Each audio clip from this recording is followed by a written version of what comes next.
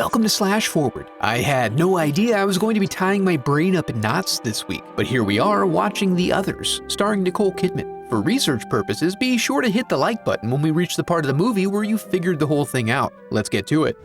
We open on a shriek of anguish, the result of an unseen nightmare. With nary a moment to compose herself, Grace is then descended upon by a party calling to take audience with the lady of the house. They introduce themselves as Mrs. Mills, Mr. Tuttle, and young Lydia, the mute, and they've come to inquire about the need for quick replacements of the service staff for the house who left the prior week suddenly and with no notice. Grace quickly takes control of the situation and shows them around while apprising them of the daily schedule. The primary rules: never open a door without closing the prior door first, and try to keep the noise to a minimum due to her migraines. After sending off Mr. Tuttle to tend to the grounds, she intends to introduce the ladies to her children. But first, she likes to set the mood right, and then carefully awakes them for their morning prayers.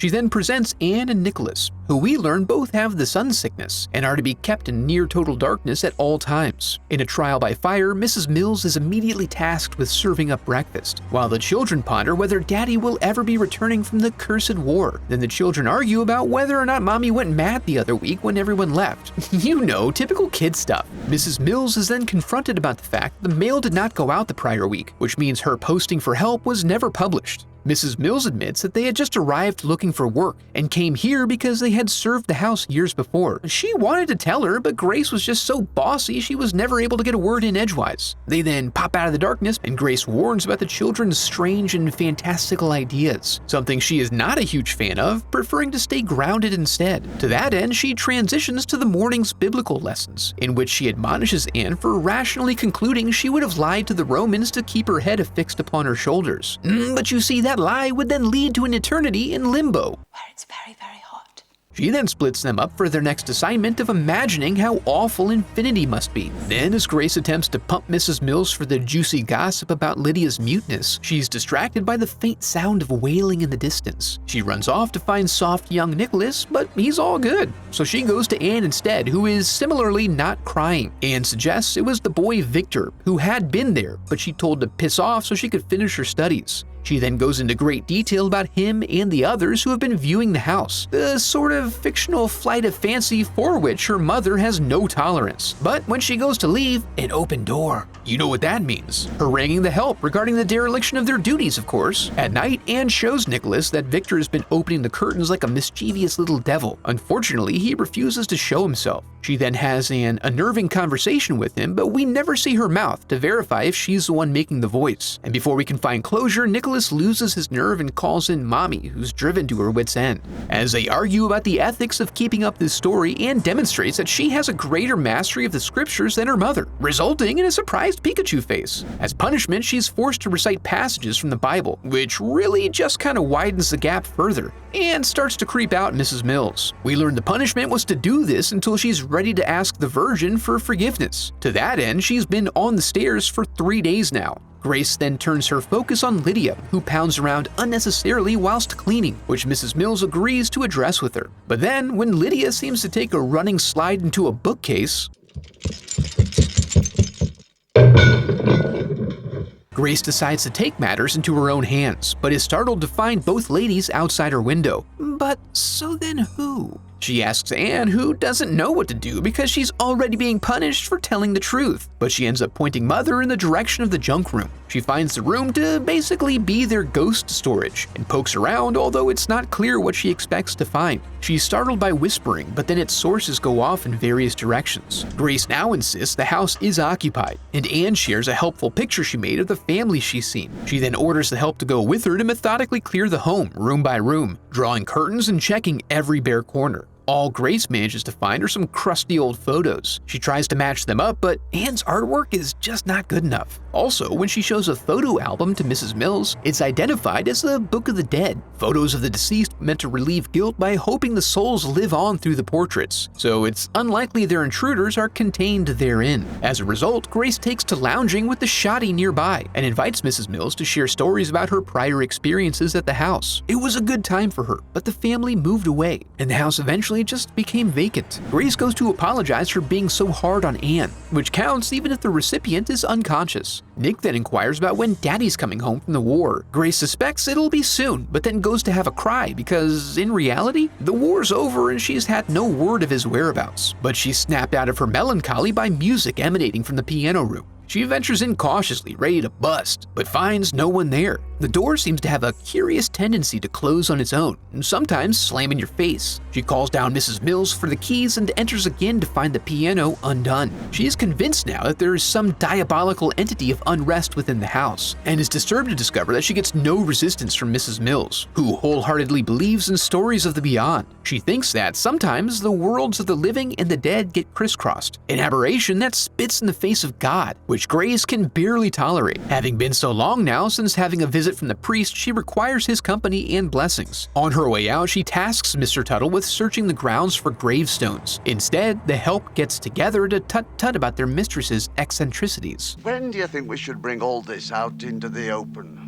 You crusty old codgers, what are you up to? Out on the road, the fog grows so dense there's little chance of finding her way to town, or anywhere for that matter. But through it all, she finds herself face to face with her Charles, and she gives huge props to Jesus for making this good fortune come to pass. They make their way back to the estate, surprising everyone. The children are delighted at their father's return, but despite the general excitement, he does not come across as enthusiastic as they. At dinner, they try to delineate between the baddies and the goodies in the war, and the kids discover that with Charles now returned, Mom is back on her "there are no intruders" thing. Not expecting this twist, Anne pushes too hard while looking for affirmation, and gets sent to her room, but along the way she's intercepted by Mrs. Mills, who admits that she's seen the family and she's just biding her time until Grace sees them as well, promising there are big surprises on the horizon. She then goes out to the groundskeeper's shack where she relays this change in Grace's attitude to the others. This poses a problem in regards to the enacting of their agenda, whatever that may be. The next day we find Anne outfitted in her special communion dress, like a perfect little bride of the Lord. Grace leaves her in her room to enjoy some solitary playtime as she goes to see if she can convince Charles to try to just stop being so sad. She returns to have Anne remove the dress and notices that she's aged significantly since their last visit. What have you done with my daughter? Are you mad? I am your daughter. But she knows better and thrashes that old bitch, only to discover that that gnarly old bitch was Anne the whole time. In the shock of this moment, Mrs. Mills sees an opportunity to try to interject and guide the situation. However, this breach of the hierarchy of authority snaps Grace out of her stupor. She returns to her room where Charles begins to ask her about the day the servants left, which Anne told him about. Grace doesn't give much detail other than to insist she would never hurt the children. Then Charles claims he only returned to say goodbye because he has to get back out to the front lines. Despite that whole matter of the unconditional surrender, Grace laments that she pushed him away by being insufficient to satisfy his needs, and they find themselves momentarily rejuvenated in the fleshly delights. But when she wakes up, he's gone again. Before she can say boo, Anne wakes up screaming. When Grace arrives, it dawns on her that the sun has risen and the curtains in their room are completely gone. So she wraps her children in her jacket and tries to find a safe spot in the house. Eventually, she gets a window blocked off with a chalkboard. They seem to be okay with regards to the sunlight, but are then devastated to learn that father has left again. Grace does her best to accost the help about the matter of the curtains, but everyone seems to be playing it very coyly, and also suggests that perhaps the children may have grown out of their photosensitivity. It's not clear what they're playing at here, but Grace confounds whatever plans they may have by drawing down on them, taking the keys and forcing them to leave. They head out, indicating it's now time to bring their plan to fruition,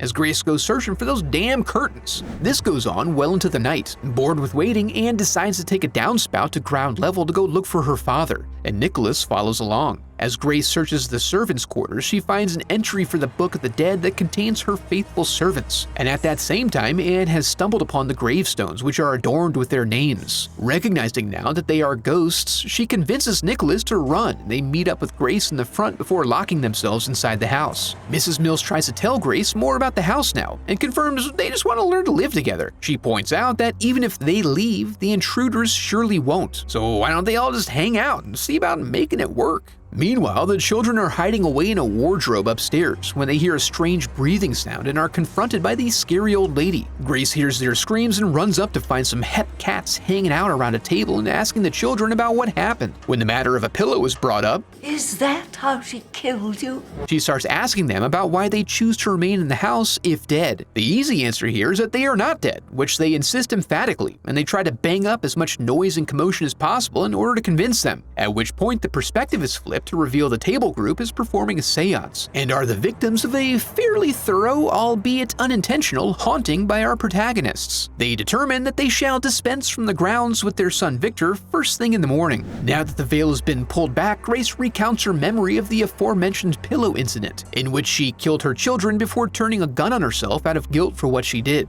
This resulted in a sudden and unexpected return of the children, who she found playing in their room as though nothing happened. Now that she gets it, Mrs. Mills offers some tea and reassures her that intruders will come and go over the years, and they may not even always know they're there, but they can remain in the house forever. This hits her ear nicely, and she commits to claiming the house as their own, so they can enjoy the sunshine whiling away in limbo for eternity.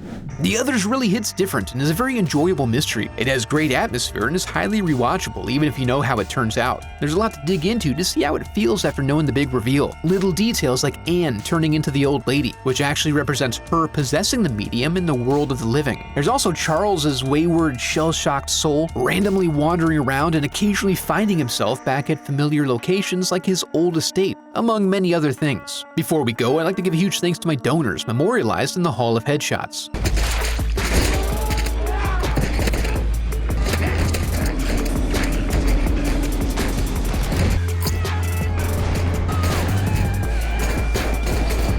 As an FYI, I have a website set up where you can support the channel through donations or merch. Any donation unlocks uncensored movie reviews of Life Force and Under the Skin, with others to be added over time. If you enjoyed the video, I'd love for you to become a part of the channel by subscribing. Thanks for watching.